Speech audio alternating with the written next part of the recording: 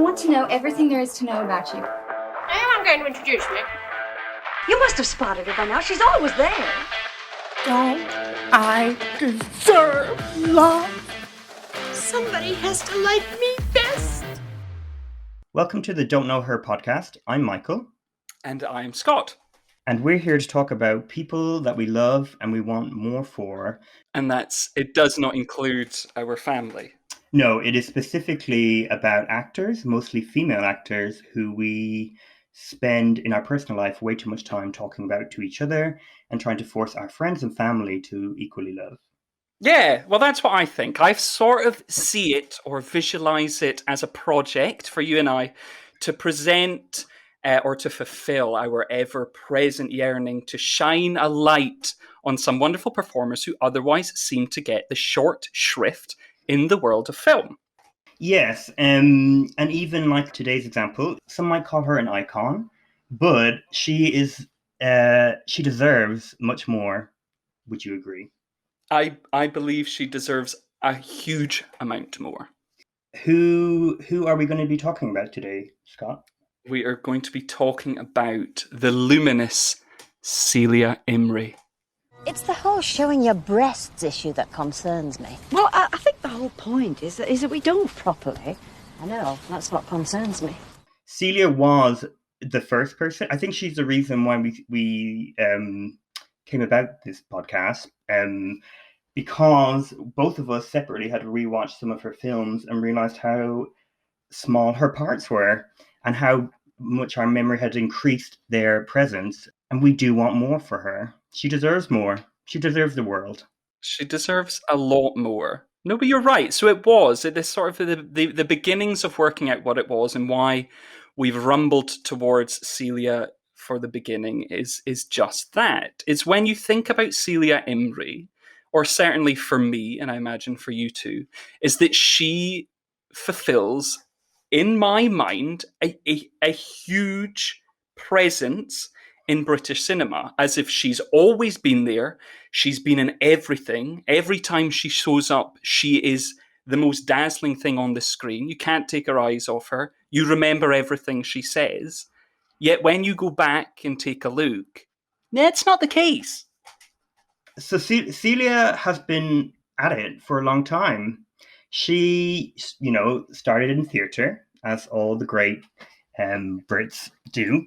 Yes. In the 70s, doing all sorts of plays and touring with the RSC, working with Glenda Jackson. She went on to TV, Upstairs, Downstairs, the Victoria Wood stuff, like Acorn Antiques. She's also a celebrated writer. She wrote her own biography. She's written some fiction books, and continues to work across TV, film, and stage. So honestly, Celia has had a very accomplished film career. She started off as like a bit part sort of thing, like in Kenneth Branagh's Frankenstein, where she's a very small role. Went on, was in The Borrowers, Hilary and Jackie, in these good parts. And then it was Bridget Jones that made her like a proper kind of part of British film. But sadly, doesn't get the, starring role that we two, anyway, really want to see her in. No, she doesn't. She doesn't at all. Where is it? Where is her starring role?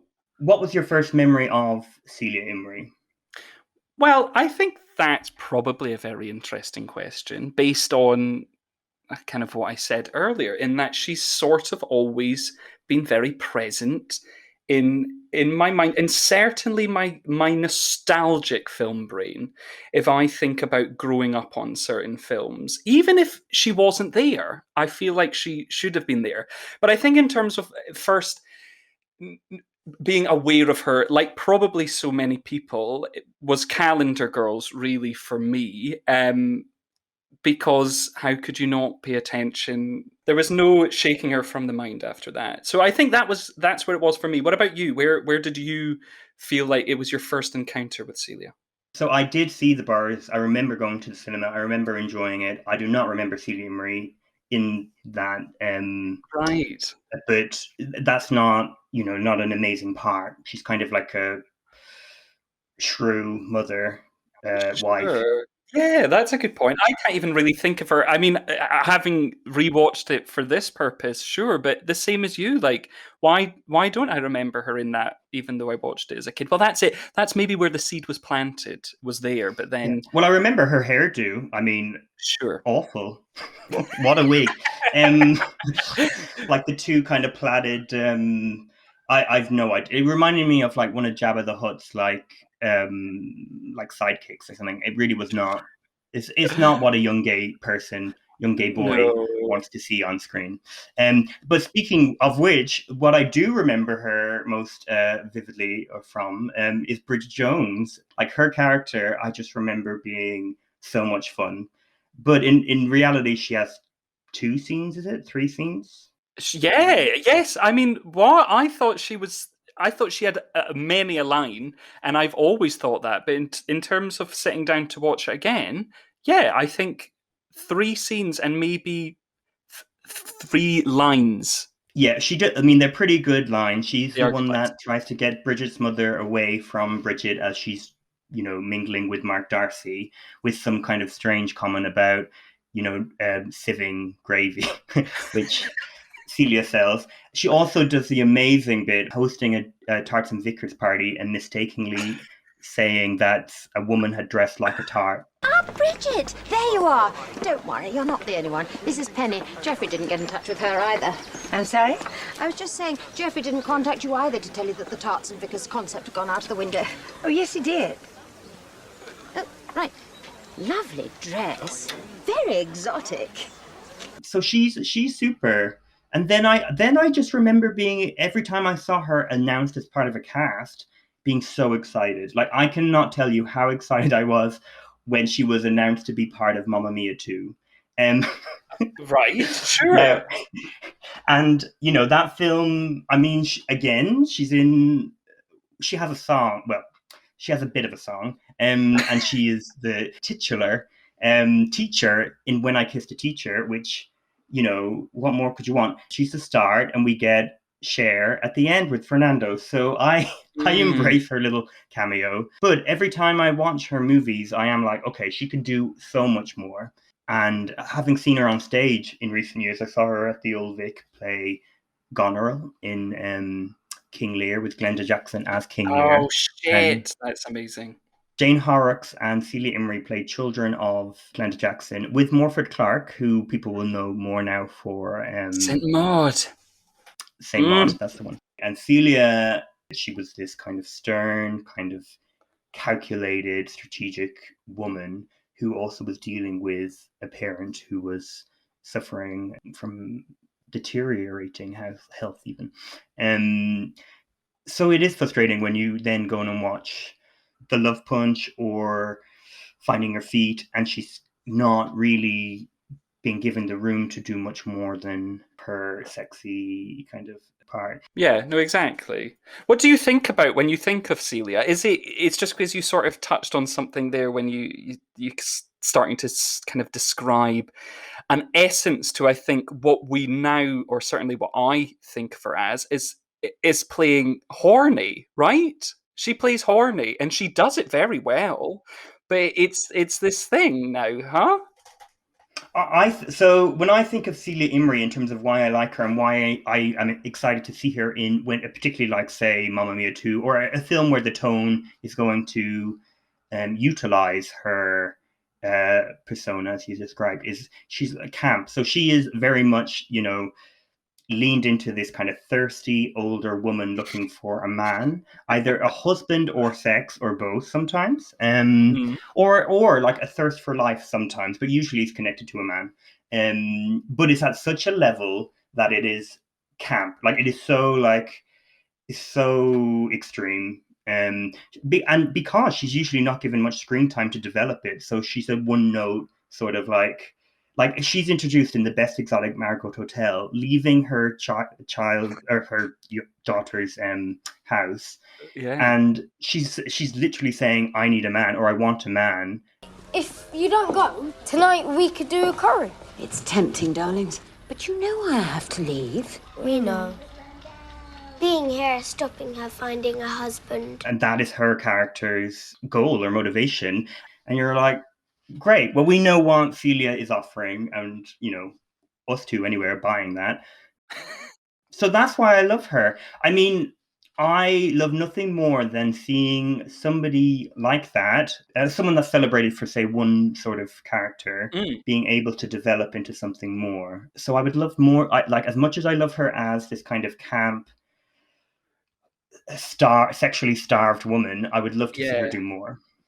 Yeah, I mean, camp is another interesting word to circle around Celia, because going back to the Mamma Mia of it all, I guess we have Ole Parker to thank, right, for this. Not to thank, I guess it does go back to Victoria Wood. Victoria Wood plopped that thing in with Acorn Antiques, where that whole thing is incredibly camp. It's the whole kind of creating this daft show, but it never working out, and it kind of spiraling out of control in these little 6-minute segments. And she's sort of at the front and center of that as the owner of this store.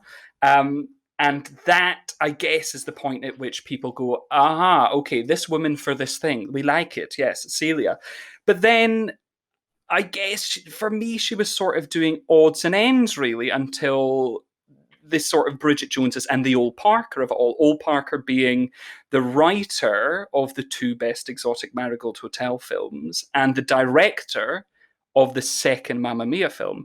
And also, a film I never even knew existed, Imagine Me and You. That's what it's called, right? I feel like I've said that wrong. Imagine Me and You? It is, yeah. The Lena Headey lesbian rom-com. Yes, exactly. Yeah. I mean, and how did I not know about that? But there was another Ole Parker film. So then I was kind of like, right, and that's going back to 2005, I think, that film. And she's there. So then it sort of makes sense that he's probably has his eye on her and then wanting to plonk her in kind of more parts and really sort of get the Celia Imrie into these films. And I think for me now, if I think of Celia Imrie, so I guess, like I'm saying, it's maybe going back to Bridget Jones' Calendar Girls and these kind of points of first recognizing her, knowing her, being like, ooh, I want more of this woman. She's fun. But then it's probably the best exotic films where I'm like, it's taking that thing that she's incredibly good at, be it this flirty person, this horny person. I mean, all of these things I think are wonderful characteristics, and she really leans into them wonderfully. But they are used to such wonderful effect that, again, it feels like she's in these films a lot more than she is. I mean, sure, if you've got Maggie Smith, Judi Dench in a film, then they're going to be front and center. And Celia Imrie has got a decent amount to do, especially in the second one. I guess she gets a lot more in the second one. The first one is just a few kind of funky lines, and that's sort of job done. Celia's been there. She's given a bit of spice. Literally spice. Is that what we're talking about? Yeah. Literal Indian spice is what this British colonial trip down. Yes. But yeah, it is lovely. No. That's exactly. Yeah, no, it's so good. And I mean, and not to belittle her in the first one, I think she has that line in the first one, which I love so much, where she is, she's trying to bag a woman for this guy that is also at the hotel with her, the retirement hotel, whatever it is meant to be. And they're in this club.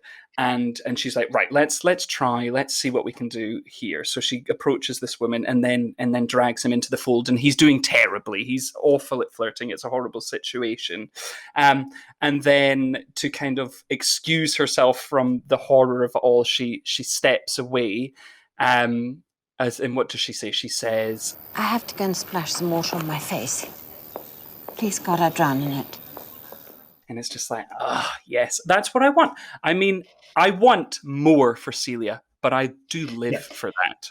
So you say, we have a lot to be thankful for with Ole Parker, but there's a part of me that thinks, rewatching Calendar Girls for this, that performance, although again very limited, is more nuanced than my memory. I thought she was the one who was like, I'm going to go first, and I'm going to, get the bigger buns, because I'm going to be this big boobed, whatever Yeah, woman. yeah. That is where she plays. I mean, I don't know. There's not much to read into it, but she's nervous. Basically, Yeah, yeah, she's yeah. more She's nervous than her. bashful. Yeah, there's more to it than to like the real thirsty characters she goes on to play. Sure. Even in Being Me and You, or Imagine Me and You. What is it? It is. I have it written down here. Yeah, it is Imagine Me Imagine and Me You. and You. Even in Imagine Me and You, Celia, she has like marital problems, and there's a bit kind of going on, although we don't spend much time with her. It's not. I guess it's the B plot, but it doesn't have much going on. But she has this moment where there's like a cutout of Ewan McGregor in the video shop, Yes. and she is like nearly humping the thing. Wouldn't kick him out of bed for eating crackers, would you? She's well And up it is- for it. She wants sex, and she sees a cutout Ewan McGregor from the early noughties. So it's very easy to understand why that happened. But Al Parker really seemed to lean into this sort of thing, and people, he liked it, people liked it, and it, that's where we are. But I mean, lately she has done more in terms of Finding Your Feet. Which did you watch for this as well? I didn't rewatch Finding Your Feet because I really didn't like Finding Your Feet. And I really should have. I mean, I thought Finding Your Feet is a film that was made for me. Maybe I was just in a bad mood when I watched it because I thought it was not good. No, it is. So it would be catnip to me too, in terms of, I mean, Imelda Staunton is up there as one of my faves. She leading a movie. It's she's sisters with Celia. She learns, she discovers herself through dance, through finding her feet. But Nice. but it is very silly, and as someone who's seen Imelda Staunton in a lot of musical theaters and knows that Celia Imrie can sing, I don't know how they did not have some kind of big musical moment. It's wasted, and the dance they do in it is, I mean, subpar at best. To be polite, I think it could have been better. But it was charming in its own way. And, Timothy Spall and Imelda get together. There's canal boats. There's comedy. There's death. Oh, I mean, what we should talk about is the death scene of all death scenes where Celia Imrie brings a gentleman home. Oh, and shit. kills him. But she is stripping, and has he popped a Viagra? Oh Is my that what's god, I'm happening? remembering it now. Yes, I think that's it, and it drains him. He was a lovely fella. Funny, kind, hung like a... Please, too much information. I can't believe you're laughing about him, poor man. So he dies, but it's really like a very, again with Celia, like a sex positive sort of movie. I guess she feels like she is. I mean, yeah, maybe that's sex negative, but like you with your old lady sexuality bringing death to men. No, but I don't know. I guess I always get vibes of sex positivity from her. I think it's that sort of. I can't really work her out. Maybe I've not watched enough actual interviews or her talking, because she reads very, middle to upper class is how she registers. I imagine she has a very kind of middle class upbringing. In fact, I believe she did have a very middle class upbringing. But she sort of plays, and I guess these things too go hand in hand, but often it's this kind of hippie edge to things. And I think in Finding Your Feet, I seem to remember her having that. The Borrowers, I mean, the whole Borrowers, all of them are it's like a hippie colony. So that's what it's doing there. But often if I think about her, it is sort of that middle class hippie type. And with that, I think naturally there is this sort of sex positive spirit, right? I mean, this is the thing about it. Like, that is so ingrained in me, that character, that when you watch something like even Bridget Jones, she is playing like quite a sewn up, kind of buttoned up conservative woman who's just obsessed with people getting married. I don't know. Like, for instance, we both watched her most recent film where it's marketed as her leading role, like Love, Sarah. Yes. but it's like, what would you have made of her performance or her kind of presence in that film? Well, that's good point, because I think we both flagged it before. Like, we have to watch this film. Like, look, this film has come out in 2020, and she's the lead in it. Look, there she is on the front of a film poster, cradling a cake or something like that. And then she's not. Again, she's just sort of playing. I don't know. She's got more to do in it than she often does, because it's a small cast, and besides her, a fairly unknown cast. So it makes sense that they used her for the marketing, I guess. But that even seems bizarre. But then in that, maybe it is similar to what you're saying of the kind of perhaps other things. She does often play the steely mother as well. Steely mother is also a thing. I would say in Hilary and Jackie, there was that sort of air of conservative, stuffy mother. And then there is that air in Love, Sarah, but again, there is this hippie edge to it where she's like a circus, like ringmaster. What was going on there? What was her past? It was like they were, in 1 minute, they're doing, her and her granddaughter are doing a trapeze class, and then we found out that, and it's just like, okay, this is interesting. It was like, does this take you back to your circus days, Granny? I thought she was a dancer. Because circus. But maybe a circus. No, dance. I know. Yeah. Sorry, I know the scene. They are using a what? I don't even know what. Is that trapeze? I thought trapeze was it was a like trapeze class. Yeah. Because Okay. it wasn't just like silks; it was a trapeze. Yeah. And then she was. Okay. She was giving it big leg, big splits. I was all in for that. But so it's not the greatest script. I mean, the cast, is elevated quite a bit by how it is told, I would say. Her daughter dies, and her daughter's connected to a partner, which sadly is a friend, a heterosexual relationship, even though I thought it was a lesbian story. Yeah, boring. And then she had this woman, Sarah, had a daughter, and they all come together, the heterosexual partner, the daughter, and Celia Imrie, to set up a cake shop with some like random stock British man that's come in to help them for no reason whatsoever. Well, to create conflict, I guess. And we won't spoil how, but in quite dull ways. And then no one's going to this cake shop, so they do a really genuinely quite lovely thing, which is where I kind of got more invested in the story. They decide, or Celia decides, they should, everybody from all over the world comes to London, so we should cater to all of their different tastes and their different cultures.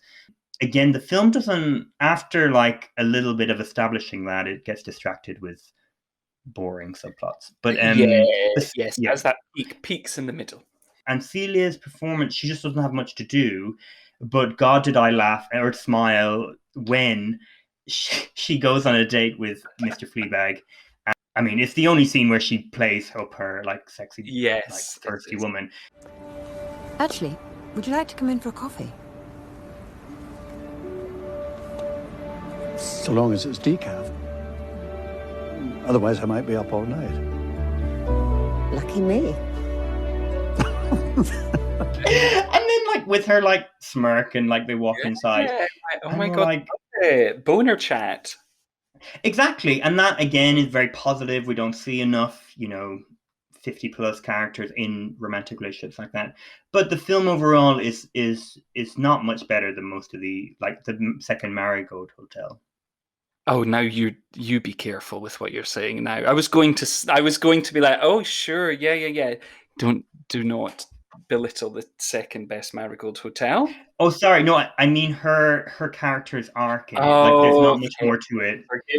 Forgiven. Oh no, I mean, God, I'd pick a Marigold Hotel first or second, or hopefully third or fifth or whatever. However many they decide to make in this post-pandemic world we might live in. I know we need more. Maybe that's what's going to help us all out of this is more Marigold Hotel. But then. She'll kill off Judy, she'll kill off Maggie, she'll kill off Penelope Wilton, and it'll be the Celia Imrie show. Which is then sort of links us to Malevolent. Of course. Okay, so here we go. Whoa, what a turn. So as I've already said, love somebody giving us something we've never seen before. Yeah. And Celia, so the category is scare the shit out of people, and Celia delivers, right? Yeah, yes. I mean, I was really surprised because I have never seen her do it, which was then exciting. I was really, really not excited to watch this film. And with that, I will add Malevolent, starring Florence Pugh, by the way. You probably haven't heard of this film, and it's for good reason. It is not very good. But if you need to see Celia being a monster, then you got to watch it, or at least skip to her.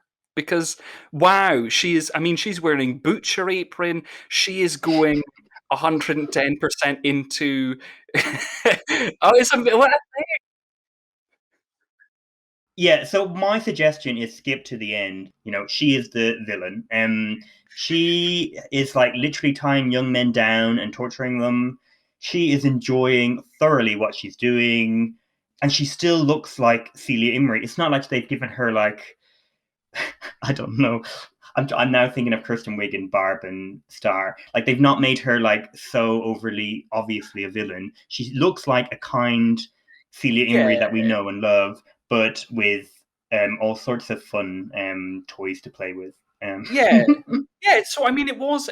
I'm glad I've watched it because then I'm like, well, they are like maybe not to this extent, but please, can we be having more of this? I mean, because on screen, like we're saying, I would say there's 2 or 3 types we get of her, and in very, very small portions of the film, even if you remember her being there all the time, she is not.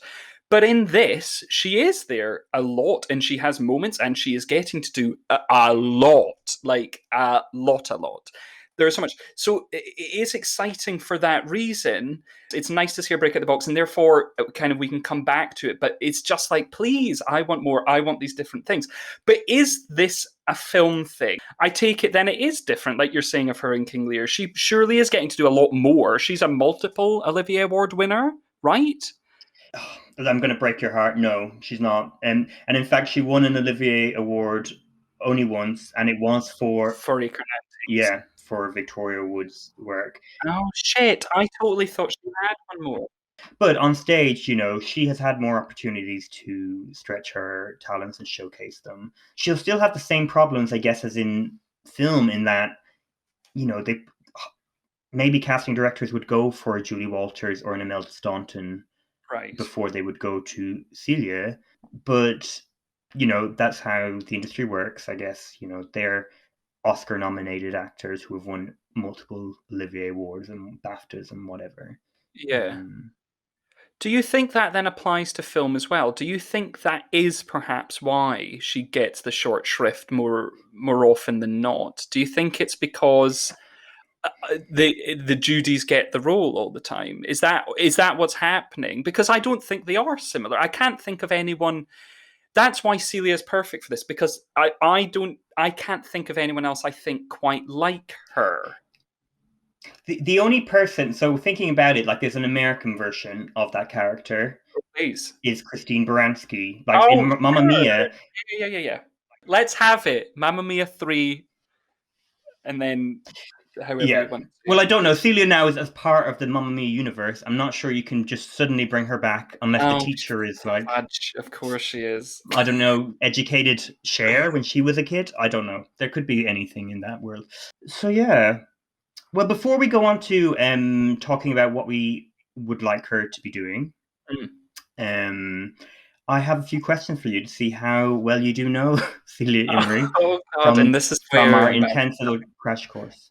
No, there is no prize apart from just to be happy. Okay, I'll take that.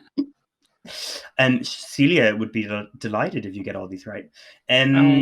Please, I hope so, Celia, for you. Okay, so the first question, I'm going to give you an easy one. Okay. So please fill in the blank. I flirted so hard with that blank, it was almost phone sex.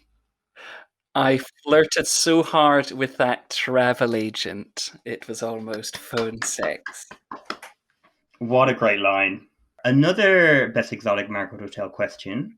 Oh, great. What place is she billed? Like, in what position is she billed for the first one? Oh, good one. So Judy, Maggie, they're going to be top billing. And then we're going to have, for the first one, you've probably then got, oh, fudge, what's his name? Michael Clayton fella, what's his name? Tom Wilkinson. Tom Wilkinson. I reckon you've probably then got Tom Wilkinson, Bill... You don't know her. You don't know her. I definitely don't know her. I'm joking. He's great. I love Tom Wilkinson. Oh my god. Don't. I do too. No, because that's a whole... Maybe next time. Just kidding. I reckon Tom Wilkinson, probably even Bill Nye. And then the question is between her and Wilton. Oh, Dev Patel. So Judy, Maggie, Tom Wilkinson, Dev Patel, Bill Nye, Penelope Wilton, Celia. So maybe I'm now saying 7th. You're not correct. So she is fifth. Okay. Now, there's also a with. So it's with Tom Wilkinson and Maggie Smith. So it's Judi Dench, Bill Nye, Penelope Wilton, Dev Patel, and then Celia. Oh, that's even worse. They get the ands. She is at the bottom of the pile then. She literally the bottom of the pile, and then it's with an and. No, Ronald Pickup is after her. Ronald Pickup's... Well, that's right. Sure, that's correct. I guess that's fair. I'm just big up. So the next question is, which EastEnders icon did Celia understudy in a 1975 production of Hedda Gabler? Oh my god, that is, of course, Pat Butcher, Pam St. Clement. Did you know? Yeah, of course. I am Pat Butcher. You listened to her Desert Island Discs as well, didn't you? I did listen to her Desert Island Discs, and that is how I know. But that's because when she said that name, I was like, whoa! And she just loves EastEnders stars. She loves to talk about Barbara Windsor and Pam St. Clement. She's all about those EastEnders gals. Yeah. So you're asking, how did two gay men not like Celia Imrie? She would have been great in EastEnders. I mean, anyway, that's probably never going to happen. No, I'm not saying that I want her in EastEnders, but she could have been. Next question. In what position did When I Kissed a Teacher reach in the UK singles chart? Oh, as in the original ABBA song? No, who listens to that when you have Celia Imrie's version with Lily James? This charted, but I guess it probably was that popular that they did. It depends if you're talking top 40 or 100. I'm going to make a stab and say probably you're talking 100, so I'm going to say 71. No. I was going to say if you were close to like 10, but you're way off. It was number 40. Oh, it did crack it then. Just wicked. Oh, that's awesome. Oh, Celia, so well she's a done. pop star. She's a pop star. Knew it. So I haven't actually been counting, but I think you've lost. I think I got all of them except that one. No, I'm joking. No, there was. I didn't count. No, you got two. You got a few. Okay, so now shall we? What do we want for Celia? Us mere mortals who she couldn't care less about. What do we want for this woman who's very accomplished and doesn't need our help? I want her to give up now. I'm just kidding. I don't. I want her to have the American moment that she spoke about way back in her Desert Island Discs in 2011, that she kind of still has this yearning to break America. And since 2011, she's maybe attempted that with kind of sitcoms that I think have sort of flown under the radar, that because of Louis C.K. he was attached to them, so I guess that probably makes sense. But other than that, I mean, then she has done these things. The American audiences obviously know her from Bridget and the Marigold Hotels as well, but I don't know, I want that moment. But then I think I would want her in a, let's say, like a Mike Mills film. I want her in a Mike Mills film. Yeah. So I have only written I have only written 15 points about what I want for Celia, but one of them is Mike Mills, and in brackets, Annette Bening's role in 20th Century Women or similar. That sort of vibe. Yes. She could nail it. She could totally nail that. a mother again, sort of maybe tapping into what we know she's good at, sort of liberal edged mothers, but with so much more complexity than she gets otherwise. Yeah, that's perfect. That's what I want. That, and maybe if that's the American thing, if I want British thing, why hasn't she done a Mike Leigh film? Has she done a Mike Leigh film? No. No. What? I mean, there might be loads. Yeah, there might. Well, I don't know. I don't know how many opportunities she might have had to work with him. And I know, like, Imelda Staunton was reluctant to work with him because of the way he, improvises or like works through a lot. I can only imagine doing that for Vera Drake. But Sure. Celia, I mean, on a very superficial level, hell yes, like get Celia and Mike Leigh together, do some kind of like brothel of the turn of the century in Victorian England, sort of like. Wow. Which is like also like a very kind of feminist drama. There's a lot going on. She would fit into that perfectly, I would imagine. Yes. She'd get her Oscar nomination, just like Imelda did for Vera Drake or Brenda Blethyn for Secrets and Lies. She'd get her American moment. Yeah. So I don't know. Mike Leigh is probably not so. He's not listening to us. No, he's obviously not. Because surely she has been presented on every list. Surely, I mean that can only make sense. So there must be. Yeah. Maybe she's like, no. Yeah, yeah, and go her if it is.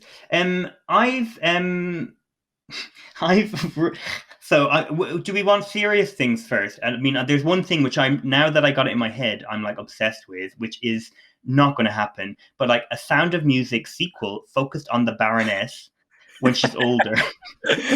and Celia as the Baroness. Celia will be. So Eleanor Parker did an amazing job. She's my favorite character by far in The Sound of Music. I always want to know more about the Baroness. And that's why you dyed your hair blonde, right? I'm currently blonde to be like Baroness. But I could, I'm just, the way that, WandaVision focused in on one set of characters, can we not have like a movie where it's just, Baroness? So I would love to see that. She could also have some songs, like she could do anything. No, that's great. That's exactly what we need for her. But on a serious note, like I have, I would love a Princess Margaret biopic. That would get her like, I know I'm the first person to dislike a biopic sort of thing. But if you want to open doors, get in there, do that, and then be able to do your Mike Mills or your Mike Leigh. Yes. No, that's a really good choice. Maybe she was also I can imagine her being in discussions or talked about for The Crown alongside Manville. Yeah. I can imagine them thinking, following on from Helena Bonham Carter, I can imagine them naturally thinking, Imrie, sure. Yeah, well, I mean, when you have Leslie Manville, who's just come off like Phantom Thread, I guess it's. I get it. I know, and I wouldn't want to take anything away from Leslie Manville ever. But I can just imagine she might have been mentioned. Yes, I would hope so. Because she's part of so many franchises already, Star Wars, Exotic Margaret Hotel, Bridget Jones, let's have her in one of the third movies of Sex and the City 3 or Paddington 3 as like the new villain. Oh, that's much better. I mean, Sex and the City 3, but Paddington 3, that could be great cause for her to have her moment. What you're thinking, like villainess? Oh yeah, like proper villain. Like proper Joey part. We've had Nicole Kidman already do the taxidermy thing. Sure. I'm not quite sure what Celia could do as the villain. So we've had an actor trying to steal a pop-up book. Yeah, but it would make sense, I guess. But nothing perhaps as sort of campy as she did in Nanny McPhee. Not campy. I'm sure it would be campy. It would probably be more campy in Paddington, but that sort of abrasive. Maybe not that sort of thing. Yeah, I can't believe we've not talked about Nanny McPhee. She's great in that. She abrasive is a word. She's also very like, but there's a fun playfulness to that. And you know, I mean, this could play out in a very strange way, but if it was done well, it could work. Of her being like an animal rights activist and like determinedly trying to get Paddington back to Peru. Oh, Now, wow! All right. I know, but I no. The reason I'm checking myself is, Are you writing it? Film where no, but we don't want it. I don't want a kids' film where the villain is an animals' right activist. Animals' right activist? What am I saying? Animals rights right. activist. Yeah, I don't think we need that. But there could be a fun, playful way, like you find out, oh my gosh, she doesn't want to bring him back to Peru. She wants him for her own circus, where we get to see the trapeze show that we've been teased in Love, Sarah. Mm. That would be another thing. She could do like a whole, like, run a circus. That's a whole movie in itself. Well, yes. A good The Greatest Showman, with her in the Hugh Jackman role, and singing much more pleasantly than he does in that film. Michelle Williams could have a bigger part. Could be her like love interest. Zac Efron could be there doing whatever he did. Did he set fire to something? My memory of The Great Showman is pretty pretty shoddy. But there was a fire. No, there was a whole like freaks thing. You know. So a better version of that. I'm sold on the circus thing. I mean, she gave us too much with Love, Sarah to not travel that path a little further. Sold. I'm trying to think of what else. I do sort of want her to do this more hardened thing. Maybe that's why I was thinking Mike Leigh, but I always like the idea of thinking of someone really challenging a person. So like, I know it's such an obvious name to throw out, but like a Scorsese or a Steve McQueen, actually. That's a better idea of someone where, I don't know what it is, but just completely flipping what we know of them and giving us a portrait of a woman in a way that we've never had Celia doing. And I think maybe that could be Steve, your next gig. Knock knock, Steve. Yeah. Celia Henry's at your door and she wants a part. There are so much ways to place her. I don't know why my head went here, but Nomadland, Frances McDormand, is out there doing incredible things that I don't really think anyone else can do. But something like that, I think Celia Imrie could be wonderful, because you do get glimpses of that in moments. You get a glimpse of that in the second best, Marigold Hotel. There's that moment where she's in the back of the car, of the taxi, and she's sort of making her mind up, and she decides that her life is actually perhaps going to be with the man she never thought of for a start. And there is a lot going on in her eyes and on her face, and it's really touching. I think she really shines in that moment, and it's so sincerely that she's so sincerely present, and something like, say, Frances in Nomadland, there is just like you need a lot from that actress to kind of hold you, but also it's almost like not give you too much, but give you a lot without, and I think Celia can do that. Yeah, so like going from like what we've said earlier about her one-liners, you're right, in the second best Exotic Marigold Hotel, it's actually like they don't give her a lot of time, like they don't give her story a lot of time, and she doesn't actually have a lot of lines. It's all kind of insinuated towards the end that she is falling for this man. Yes. But she does it all. And in fact, this goes from a very vague statement of like, like bring me home. I'm not going to either of these rich men. And we understand that she is saying to him, like, I'm choosing you. Yes. And then you don't see them again until they're all riding motorbikes at the end, or mopeds or whatever, in some like a very sort of like, comfortable Sunday drama, which is lovely. That's what you've come to see. But you don't, so you're like, I understand, like I totally understand because of Celia's performance.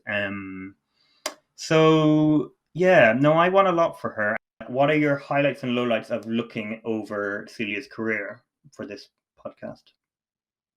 Highlights are, I will say, I turned on the Best Exotics to just skip through them because Michael and I actually watched them during the summer as part of a joyous romp of watching some Maggie Smith films.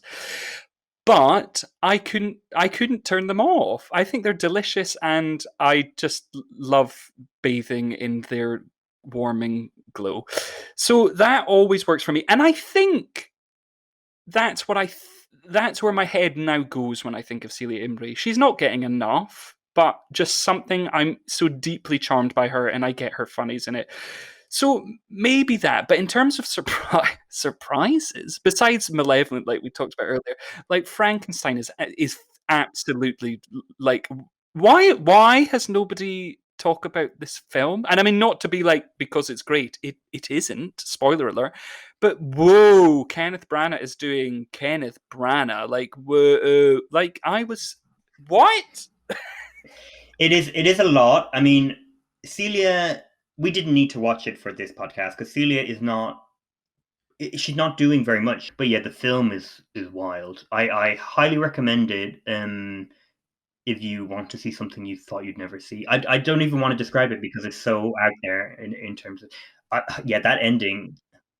The ending is quite something, but I think I would say what you do is you watch it until Robert De Niro tumbles out of that water cage at the moment that Frankenstein's monster is created. At that point, fast forward it like an hour, but you watch up into that point for this high campery and Branagh swishing about in a cloak with his very muscular body out, but it's so like, why? What's going on here? And the soundtrack, and his cloak literally swishes to the score. It's so weird. And then De Niro comes crashing out, and they slide around together for a really long time. Like Robert De Niro is naked, and Branagh is wearing his cloak, maybe probably some trousers, but not much else. And they're just slipping around like for a long time. And then from there, with Robert De Niro's in the woods for a long time, boring. But then at the end, wild again with Helena. Yeah. But yeah, not enough Yeah. Celia for my liking, but I would No. definitely say check it out because what the fuck. Yeah, I mean, I would say my highlight was seeing Imagine Me and You. I think it's been a while since I've seen like a romantic comedy that I've like thoroughly enjoyed. I liked it, and I think it's aged quite well for what it's, having, a same-sex relationship on screen. Yeah. And there's bits of it that were still uncomfortable about converting gay people, in Yeah. terms of a straight man saying he's going to convert. Yes, no, woman sure, there because was he's so attractive. character was a problem, Yeah, and I feel like they thought that man in that part was like Hugh Grant or something, where yeah, something he strange was going on. not charming in any way. So that would definitely be my highlight, and I think Celia's quite good in it. It's a fun little part. Celia is good in it, yes. And I think my low light was The Borrowers because I hadn't seen it since I was a kid, and I just presumed I was gonna like feel nostalgic and like be like, oh my god, like how did I not remember Celia's part, or how do I not remember like Jim Broadbent or Ruby Wax in a great little cameo? I don't remember any of that. I just remember being obsessed with little people being in my house when I left it. But yeah, it wasn't very good. Like I wouldn't show it to anybody now. That's fair. I guess I think the films that I think are the weakest, I think do give you quite good Celia, but the joyful ones are joyful. There's good stuff there. She's just nice, and I just want more. Give of her more. Give her more. Give her more. Yeah. Yeah, and I feel like she will. I feel like in a few years' time, we'll be like, how silly of us to ever put Celia Imrie in this podcast. So do you think that there is still something that is going to happen in the next few years? Why else would you get up out of bed every day? I don't know. Good point, Michael. No, of course. I mean, I live for announcements like Imelda Staunton's been cast as Queen Elizabeth in The Crown season 520 or whatever the fuck it is now. Knowing that I probably won't enjoy the show because it's not my cup of tea, but it will give her like open so many doors for her to do whatever she likes. Yeah. So that's what I love. So Celia, one day we'll wake up and we'll look at our whatever phone and look at whatever website, and she'll have been cast as the Baroness in Sound of Music 2, the Baroness's story, and we will be like, great, give her an Oscar nomination. That's it. Great. Well, I'm so glad we found our way there because now I feel hopeful and I'm sure as you seem to be, that is going to happen. Well, thank you, Scott. Great. And on that note, I think is a good place to leave our time strolling in the sun with Celia Imrie. But if anybody wants to, drop us a question, let us know their favourite Celia moment, let us know what they want from Celia, where can folk find us, Michael? So you can drop us an email on don'tknowherpod@gmail.com. Wonderful. And if there's anyone you think, should be celebrated and you love, please let us know. And we want to hear more options. Please. And they can be men. Can they be men, Scott? Will we allow men? I think we'll allow some, but they have to be pretty special guys. Yeah. All right. Thank you, Scott. All righty. Thanks, Michael. Have a blessed evening.